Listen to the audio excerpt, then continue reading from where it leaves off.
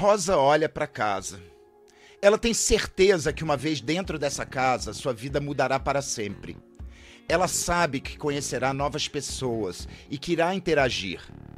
Ela sabe também que a casa tem mistérios, passagens secretas. Cada compartimento dessa habitação guarda segredos. Rosa respira fundo e entra. Já no hall de entrada, ela é recebida por outros moradores provisórios. Violeta, Branca, Marinho, até o coronel veio falar com ela. Rosa está um pouco preocupada. Há algo de errado com essa casa. Ela não parece uma casa. Ela parece algo frio, morto. Mas é interessante. Talvez lembre um estúdio. Rosa procura pelos quartos. Eles ficam em uma outra área da casa. Uma certa claustrofobia toma conta de Rosa nesse momento. Mas não é apenas a casa que parece um estúdio ou um cenário. É algo a mais. É uma impressão horrível de que ela está sendo observada, manipulada. E nem os passos que ela dá no lindo chão em direção ao salão de festas parecem seus.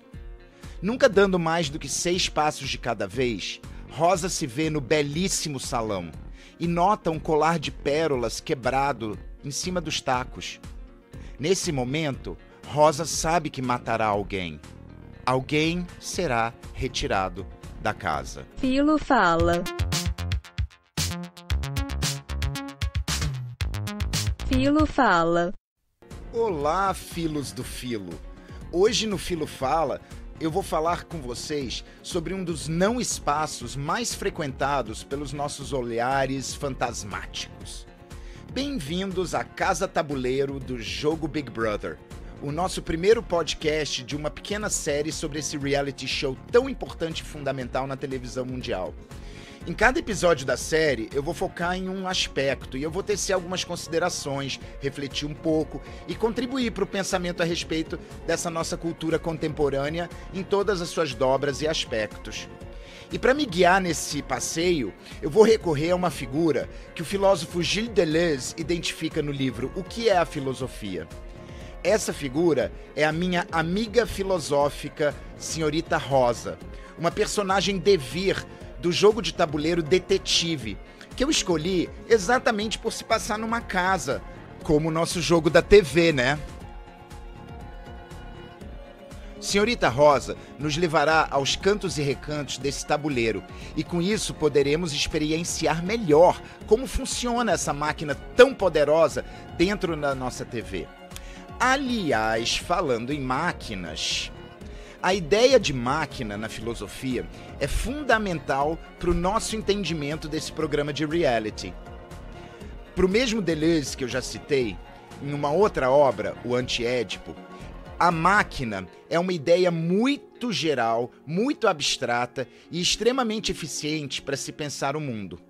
Na definição do filósofo e do seu companheiro Guattari, uma máquina é qualquer sistema de fluxos e cortes. Muito abstrato, né? Mas é muito fácil aplicar essa definição a quase tudo que nos cerca. Uma máquina de doces que corta as balinhas de Sete Belo, por exemplo, fluxo e corte. Uma mãe amamentando seu bebê com o fluxo de leite que será cortado em alguma hora. As letras e palavras que a gente forma quando escreve são fluxos e são cortados para dar início umas às outras sucessivamente. Em um jogo onde o entrar e o sair, o dentro e o fora são definidores, e que o fluxo da existência da pessoa na tela é cortado de uma hora para outra se você é votado, mostram o quão apropriada essa definição de máquina é para a gente analisar esse nosso objeto não muito real, que é o jogo e o jogar. O Big Brother é um reality show de convivência e eliminação, onde as pessoas coabitam uma casa tabuleiro, idealmente confinadas e isoladas da sociedade. Esse ramo de reality show, de casas e coabitação, contém outros realities também, como A Fazenda, que a gente conhece bem no Brasil, The Glass House, que é uma remix ainda mais difícil do Big Brother, e Mundos Opostos, um reality onde as pessoas habitam tempos cronológicos diferentes. Todos os passos e ações de jogadores no Big Brother são potencialmente gravados e transmitidos em tempo real, o que faz com que ele seja um reality sincrônico, em que as coisas acontecem e são mostradas em tempo real ou quase real. O Big Brother, nesse caso, é muito diferente da maioria dos realities que a gente assiste, que são realities semanais, onde toda a ação ela é só acessada via programa editado na grade da emissora. Isso faz uma diferença enorme, pois os programas de semanal são apenas melhores momentos do que aconteceu numa semana. E o Big Brother consegue mostrar todos os segundos da vida dessas pessoas no tabuleiro. Além de se valer do suporte da televisão, outras peças maquínicas também constituem a experiência de Big Brother. A internet provê mais fluxos de imagens através do aplicativo e o site dá suporte e provê vídeos editados para o on demand. O que nos leva a concluir que o Big Brother não é um programa de televisão apenas. Ele é um sistema no qual o programa editado na televisão é a sua principal face. Mas, para se chamar a experiência de Big Brother, você tem que considerar todos esses outros aspectos comunicativos.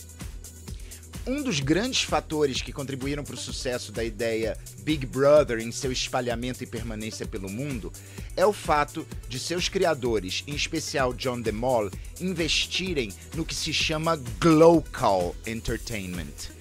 Glocal é uma palavra valise que mistura as ideias de global e local.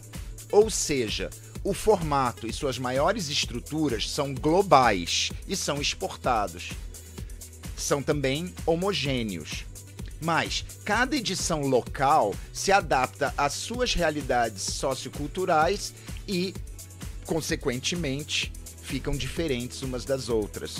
O Big Brother que se joga na China é levemente diferente do Big Brother que se joga nos Estados Unidos, que é muito diferente do Big Brother que se joga na Inglaterra e aqui.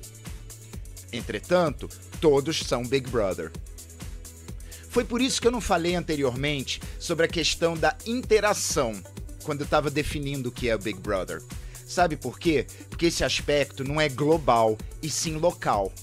Vou te dar um exemplo. No jogo americano e canadense, e em algumas outras edições mundiais soltas, a votação é totalmente interna, e só os jogadores votam para eliminar uns aos outros, como Survivor, por exemplo.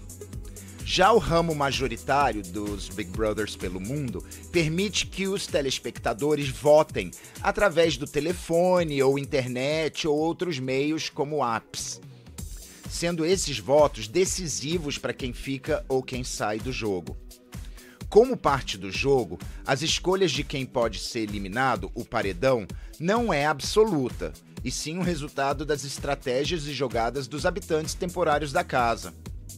É um jogo de estratégia, é um jogo psicológico e é um jogo de venda de imagem, o que faz dele um jogo muito, muito difícil para se jogar bem, entre aspas.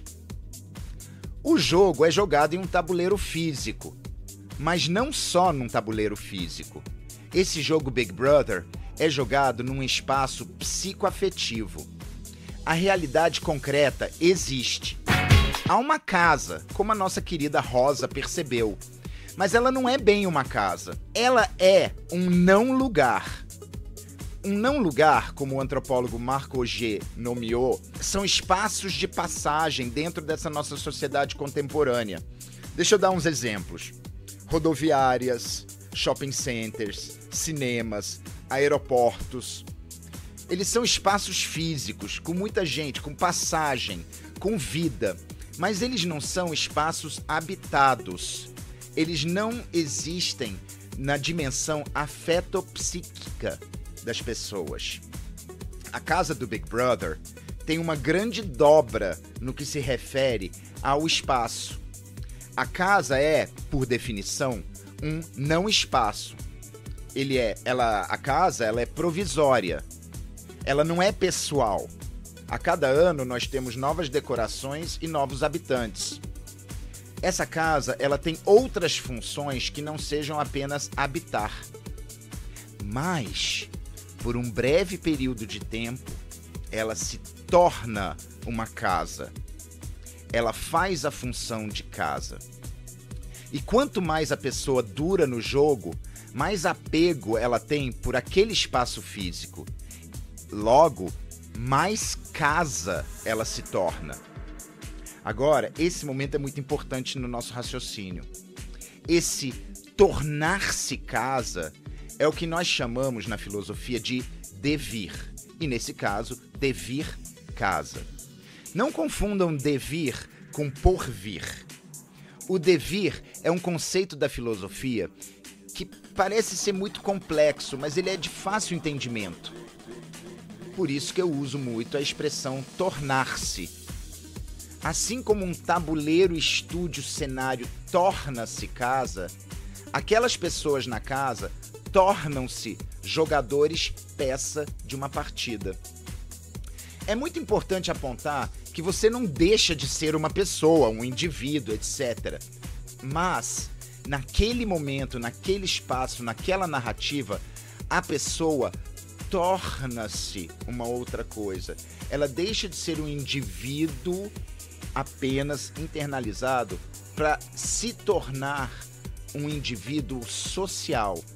É o que a gente chama de devir celebridade, ou devir inspiração, ou até devir intimidade, porque nós, assistindo à televisão, entramos em um sistema de afeto e de psiquismo, no qual nós nos tornamos, não aquela pessoa, mas nós nos tornamos amigos, nós nos tornamos fãs, nós nos tornamos idolatradores. Nós entramos em devir com essa figura fantasmagórica que a gente acompanha pelo streaming. Mas a casa, ela também tem um sistema de fluxos e cortes que cria outras regiões muito importantes, onde a Rosa consegue perceber quando a máquina se torna uma máquina de guerra. Afinal, a nossa casa, ela não é só um lar, ela é um tabuleiro. Um dos espaços onde Rosa passa e percebe uma vórtice de afetos e jogo é o confessionário. O lugar onde aquele devir jogador-peça tende a diminuir. Por quê? Porque o confessionário cria uma falsa noção de intimidade, uma suspensão do jogo.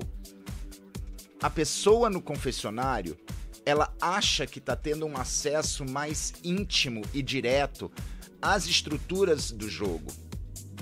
E esse espaço, então, cria muitas possibilidades de expressão únicas. Quando o confessionário é bem utilizado pela máquina produção, ele se torna uma das peças mais interessantes desse jogo, porque ele trabalha com a moeda corrente de toda essa disputa, a simpatia do público votante. O confessionário é uma peça armadilha do jogo.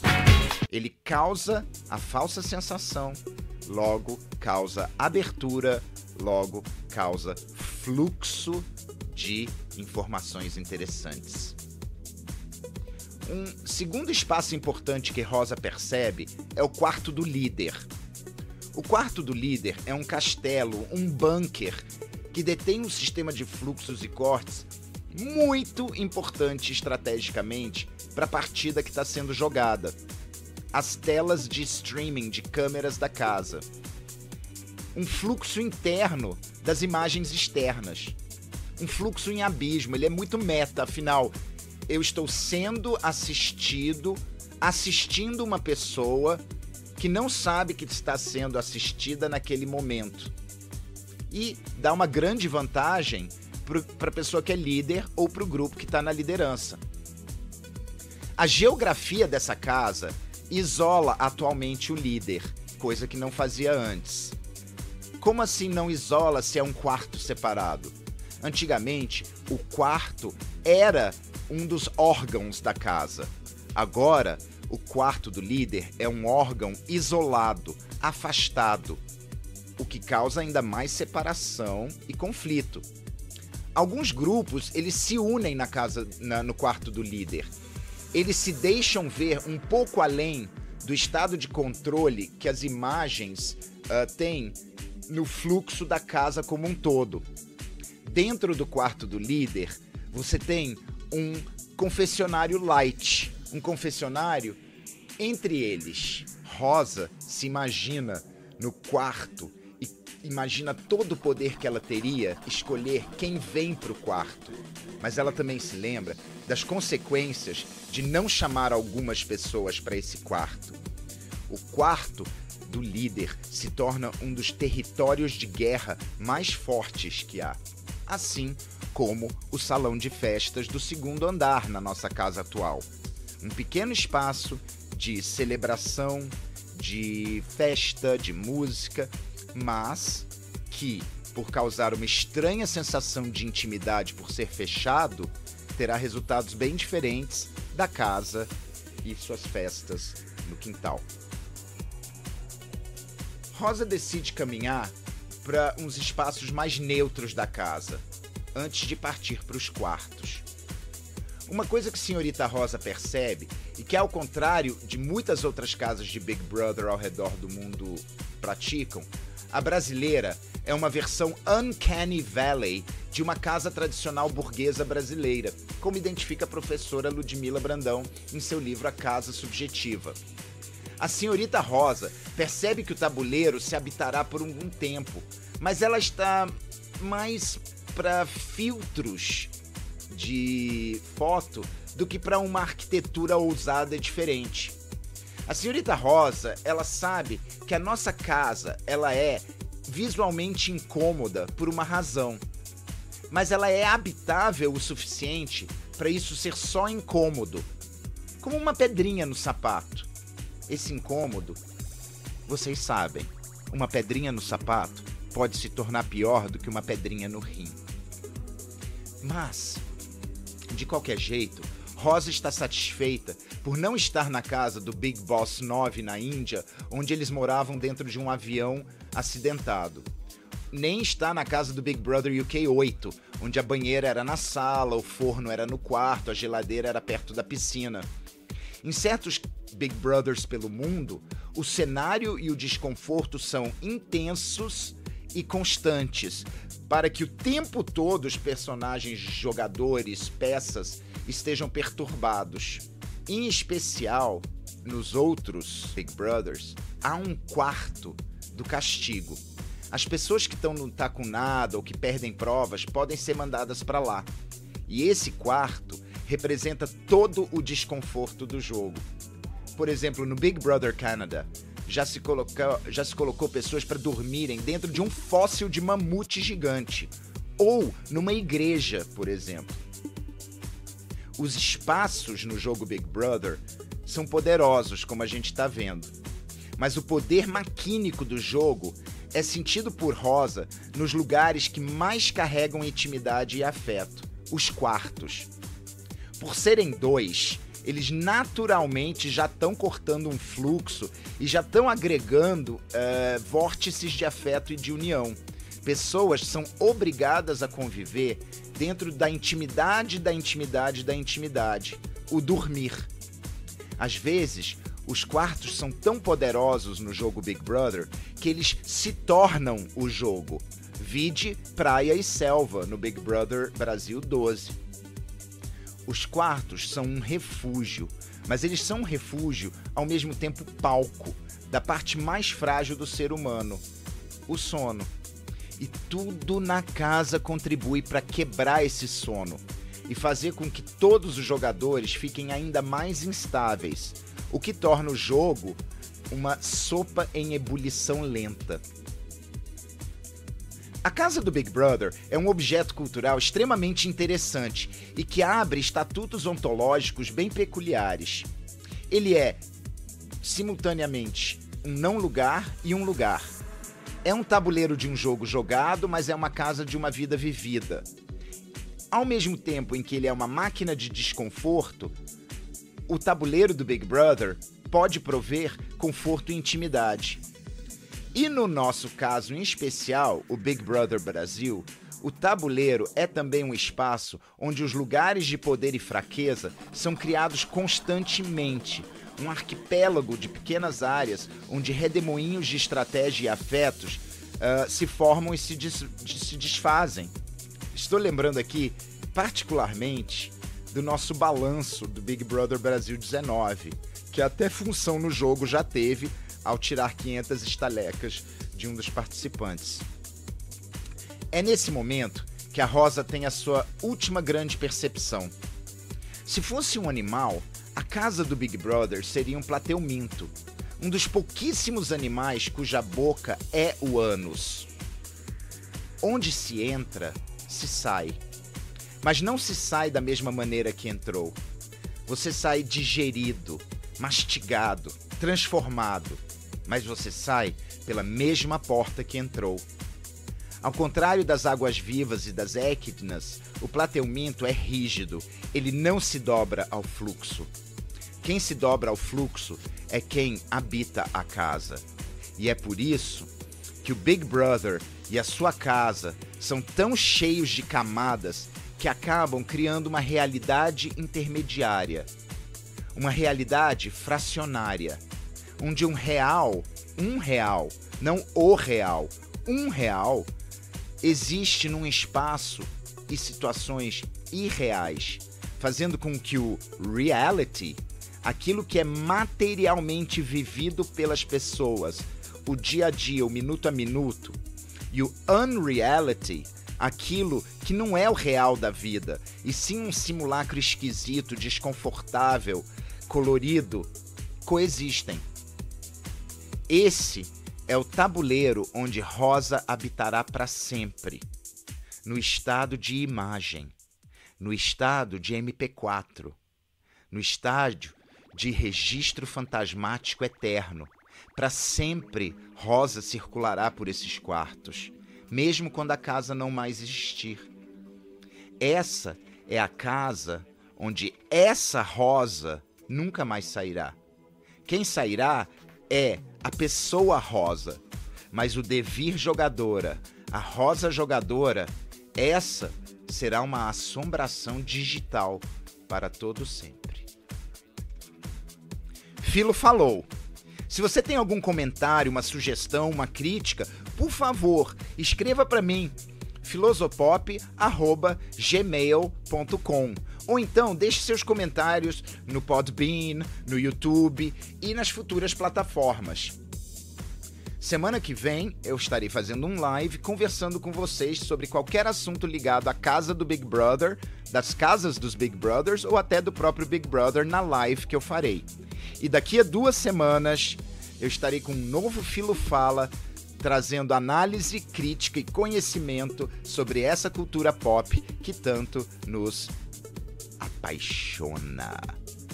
Um beijo e até daqui a 2 semanas. Filo falou.